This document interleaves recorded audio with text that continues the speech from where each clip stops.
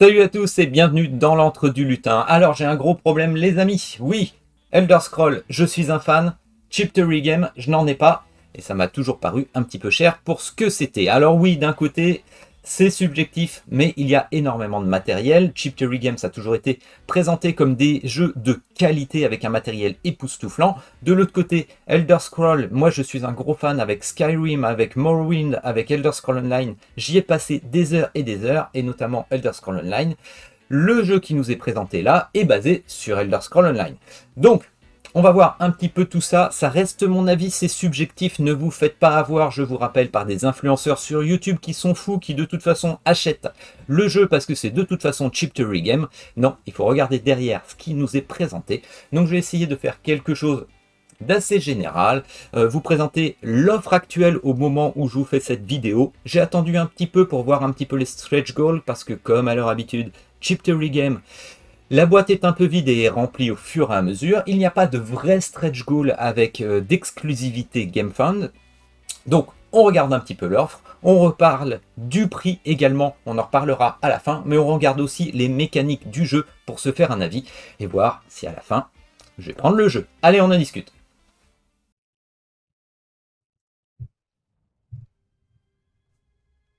L'univers, la série des Elder Scrolls a débuté en jeu vidéo en 1994, une saga qui est passée par 5 jeux et une version massivement multijoueur. C'est d'ailleurs celle-ci, de Elder Scrolls Online, qui nous sert à poser ce jeu dans le temps et l'espace. Un univers médiéval fantastique, avec un monde ouvert aux dieux, à de multiples races, de nombreuses guildes, qui tirent les ficelles dans des jeux aux quêtes principales et secondaires formidables. Créer son personnage, le voir évoluer dans les contrées de Morrowind, chasser le dragon dans Skyrim, que de souvenirs jusqu'aux guerres avec des centaines de joueurs dans l'opus online. Certains, à la présentation des premières images, ont été choqués par les visuels car Morrowind, Oblivion et Skyrim étaient plutôt sombres et les couleurs présentées paraissent un petit peu flashy. Malgré tout, ayant joué à Elder Scrolls Online, ça ne me choque pas forcément car plusieurs provinces ont des couleurs plus vives et chatoyantes. Et là, c'est justement l'épisode ciblé. Alors, est-ce un Too Many Bones version 2 sauce Elder Scroll? Oui, on pouvait penser à ça aux premières images avec un mix de Cloudspire pour l'aspect des néoprènes que l'on va assembler, mais la comparaison semble s'arrêter là. Cela a été annoncé dès le début, le système de base sur les mécaniques de Too Many Bones, mais a vraiment été amélioré et adapté, il me semble, à ce nouvel univers. Déjà, parlons des héros, des personnages que nous allons créer, et déjà on peut facilement faire le distinguo avec les Gearlocks, qui étaient plaqués, que vous faisiez évoluer sans réel changement de philosophie. Des personnages d'ailleurs très stéréotypés dans la boîte de base d'un point de vue classe. Dans Elder Scrolls, on part vraiment sur la base du jeu vidéo. Choix de race, de classe, de traits, on a une variation assez énorme, avec en plus des améliorations grâce à des points d'expérience. Des dés à débloquer ou des jetons qui se mettent dans les axes de compétences pour des personnages vraiment uniques, c'est à la fois une force et une faiblesse du jeu, en ce sens où vos choix d'orientation d'un personnage pourra vous amener à faire un perso vraiment pourri, qu'on se le dise. Mais c'est exactement cela dans les jeux vidéo, une liberté qui vous permet de ne pas vous spécialiser et donc parfois de n'être réellement bon en rien. Il ne manquerait plus qu'une orientation vers les divinités pour vraiment être en accord parfait avec certains opus du jeu vidéo. Sait-on jamais, peut-être plus tard. Autre nouveauté, la gestion de la fatigue avec une piste dans laquelle des dés gris vont bloquer la régénération et la réutilisation des dés. C'est intéressant car ça me rappelle exactement mon expérience dans les jeux vidéo, notamment le Elder Scrolls Online, où j'attendais un cooldown pour pouvoir réutiliser certaines de mes compétences. Donc finalement, on se rapproche encore une fois du jeu vidéo. Continuons avec les références à l'univers de Elder Scrolls Online avec votre aventure. Vous choisirez une région, une des 5 régions proposées dans la boîte de base, en tout cas au moment du lancement sur GameFound, pour des mini-campagnes de 2 aventures, puis un épilogue un peu plus court. Chaque région aura un livret, mais également une quête par guilde. Et oui, il y aura un choix de guilde que vous aurez à effectuer avant de vous lancer dans une session. Au début de la campagne GameFound également, il y en avait 6, cela fait donc déjà 30 possibilités de scénarios. À l'heure où j'enregistre, 2 ont été ajoutés par les stretch goals. Peut-être d'autres apparaîtront au fur et à mesure de la campagne GameFound, débloquant ainsi de nouvelles quêtes dans chaque région. Lors de vos pérégrinations, un land crawling très sommaire se fait sur la carte PVC de la région que vous avez choisie. Là, vous aurez des rencontres, je vais en parler rapidement car là, il y a encore une belle distinction par rapport à Too Many Bones. Il y a 3 possibilités de rencontre. Une définie sur la carte de rencontre avec le grand playmat, une battle map assez fixe.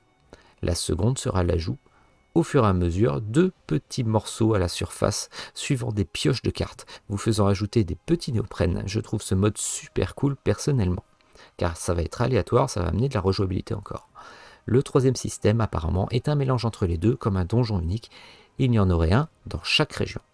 Voilà pour une aventure et les rencontres, à savoir qu'il y a également des villes dans lesquelles on trouvera marchands et entraîneurs pour augmenter des compétences. Le gameplay de fond des jeux vidéo est quand même bien présent. Pour la durée de jeu, chaque aventure, chaque partie pouvant se jouer en une session de 2 heures, plus 30 minutes par joueur. Un énorme point positif pour moi car ce sont des sessions et des campagnes relativement courtes. Tout ceci semble pour moi être une bonne base pour un jeu bien différent en effet du Too Many Bones qui ne me semblait pas épique dans sa structure, mais juste une succession de combats vers un tyran. Reste à voir l'étendue de cet aspect épique, difficile sans avoir joué, avec juste quelques vidéos de promo, mais les bases semblent là. Par contre, pour avoir de l'épique, il faut du loot, du matériel, et c'est là que le bas blesse un peu en début de la campagne GameFound. Le remplissage de la boîte et le folklore du socio-financement. Alors je ne suis pas un professionnel de Cheap Theory Game et même si d'autres font pareil, on a une boîte bien vide en début, surtout vu le prix, et ça se voyait encore plus avec l'extension. Et on remplit avec du faux stretch goal prévu à l'avance pour combler la boîte sans exclusivité, avec des coups de « Oh mais wait, c'est formidable, on a pensé à ça, c'était pas prévu ». Et c'était vraiment flagrant avec le nombre d'objets et de quêtes secondaires qui pour moi est pauvre pour un jeu Elder Scrolls. D'ailleurs maintenant avec un add-on gratuit, items et reliques, ça devient un peu plus fourni. Oui, un add-on qui sera plus tard payant, alors est-ce que ça vaut le coup? On en arrive à cette question. C'est pour cela que j'ai pris mon temps avant de vraiment vous en parler. Il faut voir au fur et à mesure de la campagne le remplissage de la boîte. Car au début, c'est du Cheap Theory Game. J'étais préparé à un prix élevé, mais 195 $ pour la boîte de base, je m'y attendais pas forcément. 195 $ hors TVA en nous annonçant les frais de port gratuits, disons plutôt qu'ils sont inclus, cela fait un beau bébé et beaucoup d'influenceurs mettent en avant la qualité des produits, le matériel, les néoprènes sur lesquels on peut dormir, c'est tout doux et les cartes PVC, qu'est-ce qu'elles sont belles. Eh bien, chacun ses goûts. Moi, les cartes PVC, j'aime pas ça. Outre le toucher, j'y trouve un effet baveux un peu flou, comme pour les néoprènes parfois, avec une colorimétrie approximative. Au moins, on n'aura pas à sliver. Pour le prix, oui c'est cher, mais je trouve que pour l'instant le matériel augmente et commence à valoir ce prix en essayant de comparer certaines choses. Si je prends par exemple la core box de Too Many Bones lors de la campagne de Unbreakable, donc la plus récente des campagnes en VO, il me semble, la boîte était à 130 $, les frais de port n'étaient pas gratuits mais à 25 $ pour l'Europe, et vous n'aviez pas de petit add-on gratuit, estimé ici à 15-20 $ pour ajouter des items. Côté matériel, sur Elder Scrolls, on a plus de néoprène, et ça a un coût. Alors c'est bien le matériel, mais aussi on achète un jeu. Et là encore, je dirais que je penche pour dire que le deal n'est pas si mauvais, même s'il est cher. Car avec cet exemple de Too Many Bones, combien de joueurs ont ajouté au moins un Gearlock pour avoir un personnage différent, couteau suisse pour le solo par exemple. Chaque Gearlock était à 30 $, donc on rajoute encore ça au calcul. Alors finalement oui c'est cher, mais peut-être pas plus que les autres productions de cet éditeur, lorsque l'on prend en compte la rejouabilité proposée qui me paraît plus grande avec ce qui nous est montré et annoncé, notamment dans la création des personnages. Autre élément qui me ferait pencher vers le pledge, la VF. Oui, Lucky Duck Game va s'en charger, je ne rentrerai pas dans le débat des traductions. Mais si on continue de comparer avec Too Many Bones, regardez les disponibilités actuelles. Sans vouloir jouer sur la FOMO, je ne suis pas sûr que des copies resteront longtemps sur le site de Lucky Duck Games si je compare à Too Many Bones, mais je peux me tromper. Moi, c'est un jeu que je veux faire découvrir lorsque je l'aurai chez moi, alors pas le choix, il me le faudrait en français. Et pourtant, j'étais parti à l'origine quand même pour prendre en anglais. Par contre, si vous voulez le jeu en VO, vous le savez, il sera disponible sur le shop de Cheap Theory Game. Et là, il restera peut-être un peu plus longtemps, donc c'est à calculer. Après avoir mis tout ça sur la table, qu'est-ce que j'en retiens? D'un côté, je suis fan de Elder Scrolls. Ce qui m'est présenté me paraît bien retranscrire l'univers avec les régions, avec justement ces quêtes avec les guildes, ce qui va rapporter de la rejouabilité, pas mal de quêtes et de mix différents entre quêtes de région, quêtes de guildes, des quêtes secondaires. Ça me paraît pas mal sur le papier. Les rencontres, avec un petit peu d'aléatoire suivant les rencontres, Ça aussi, ça m'attire.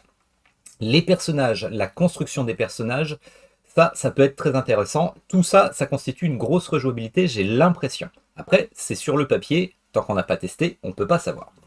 De l'autre côté, Chip Theory Game, le prix, le matériel. Alors oui, le matériel, il est ce qu'il est. Je vous ai donné mon avis sur les cartes PVC et le néoprène. Malgré tout, c'est très agréable au toucher, le néoprène. Donc, à voir. On paie quand même quelque chose de relativement cher. Il faut mixer un petit peu les deux. Et moi, je vais vous dire que je vais partir dans l'aventure. Alors, je vais partir dans l'aventure. Je ne sais pas encore si je prends l'add-on ou pas, parce que je trouve que l'add-on est malgré tout un petit peu vide, et je trouve quand même que la rejouabilité pour le jeu de base déjà me paraît assez grosse, assez forte.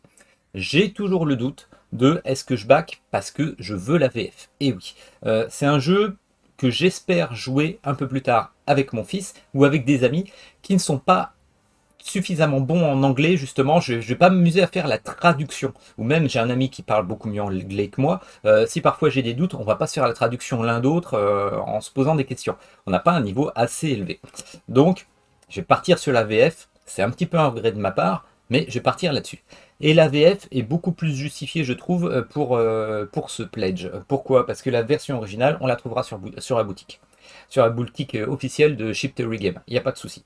La version française, on n'est pas sûr qu'il y ait assez de copies après. Il n'y a qu'à voir ce qui s'est passé pour Too Many Bones. Too Many Bones, il est assez dur à trouver, notamment en occasion. Les prix sont chers, en plus en version boutique et en occasion. Ça va être assez difficile. Je sais que ce jeu, si je le prends, alors j'essaie peut-être de m'auto-persuader, hein, vous me donnerez votre avis. C'est peut-être le FOMO aussi. Hein. Donc n'hésitez pas à m'en parler.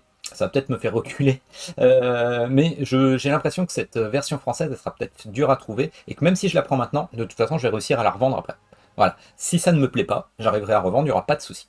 Donc, voilà ce qui me fait un petit peu me décider à plonger dedans. Parce que une grosse rejouabilité, un jeu avec des sessions qui me paraissent pas trop longues quand même. Hein, si je vais jouer au maximum, je pense que je vais jouer en solo la plupart du temps. Et ça va me faire des sessions pour une campagne estimée à 5 heures. 2 heures, 2 heures, 1 heure. 5 heures pour une campagne, ça peut être intéressant. Contrairement à pas mal de jeux que je n'ose pas sortir parce que justement les campagnes sont beaucoup trop longues. Et ben voilà, ce Elder Scroll pourra peut-être faire l'affaire, notamment en version française. Donc c'est mon avis, n'hésitez pas à me donner le vôtre. Faites-moi des petits commentaires pour qu'on en parle. N'hésitez pas non plus à mettre un petit like sur la chaîne et sur la vidéo si ça vous a plu pour avoir plus de visibilité pour la vidéo. N'hésitez pas à vous abonner à la chaîne pour qu'on soit un peu plus à discuter. Donc je le rappelle, donnez-moi vos avis. Les pour, les contre, on n'est pas là pour se taper dessus. Je sais qu'il y a des fans de Chip Theory Game, il y a des influenceurs qui vous disent faut acheter, c'est Chip Theory Game. Moi, j'étais beaucoup regardant depuis longtemps. J'ai jamais rien acheté Chip Theory Game. Ça va être mon premier. On va voir ce que ça donne. J'espère ne pas être déçu. Dites-moi ce que vous en pensez avec mes petits doutes sur la colorimétrie et sur l'aspect du PVC, notamment des cartes. Donnez-moi votre avis. Donnez-moi l'avis aussi sur les néoprènes. Dites-moi ce que vous en pensez. Et on se retrouve bientôt. Allez, je vous dis à la prochaine sur la chaîne. Salut!